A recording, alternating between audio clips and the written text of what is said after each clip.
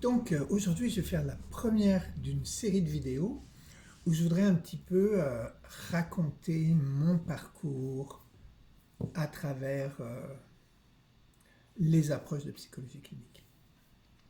Alors moi, j'ai commencé les études de psychologie clinique assez tard, en fait, dans la vie, en 2005, donc à l'âge de 42 ans, et ayant moi-même longtemps eu à faire face à la souffrance psychologique, j'en étais venu à considérer que la souffrance psychologique était suffisamment importante pour mériter d'être abordée avec la lumière la plus éclairante ou la moins non éclairante que l'esprit humain a dans les ténèbres de l'univers incompréhensible et qui est évidemment la lumière de la science.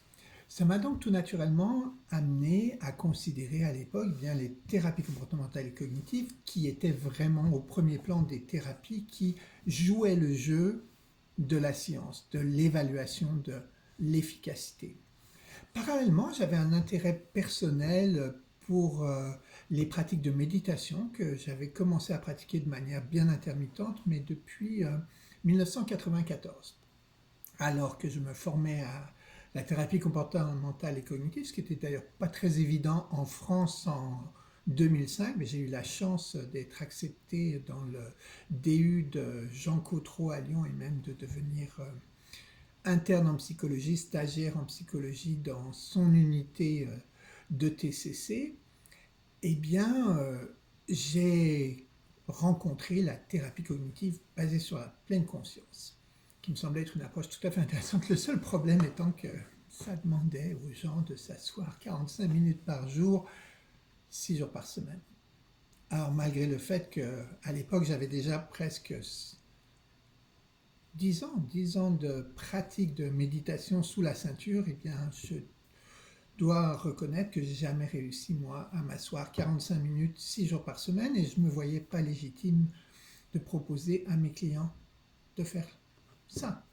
Et en février 2007, je m'en souviens, j'ai rencontré la thérapie d'acceptation et d'engagement.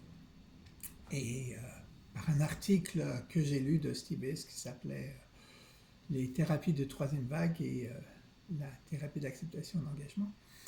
Et je m'y suis tout de suite reconnu pour beaucoup de raisons, mais une raison principale c'était qu'il y avait une approche scientifique.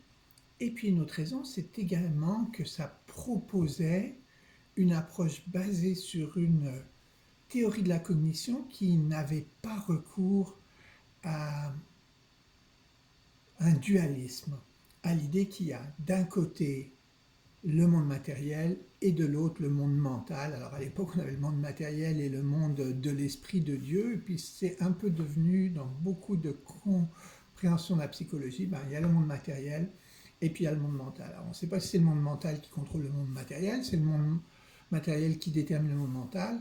Le lien entre les deux est jamais très clair, c'est un petit peu comme si on disait, bon, voilà, il y a le monde matériel, là il y a de la magie, puis là il y a le monde mental. Puis parfois, bon, tu penses quelque chose dans le monde mental, là il y a de la magie, puis ça va te faire faire des actions.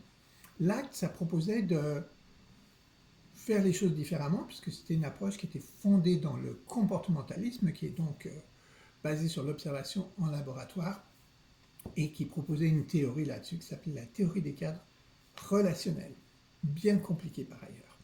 Et voilà, donc ça c'est comment j'en suis arrivé à rencontrer l'acte et à m'intéresser à l'acte.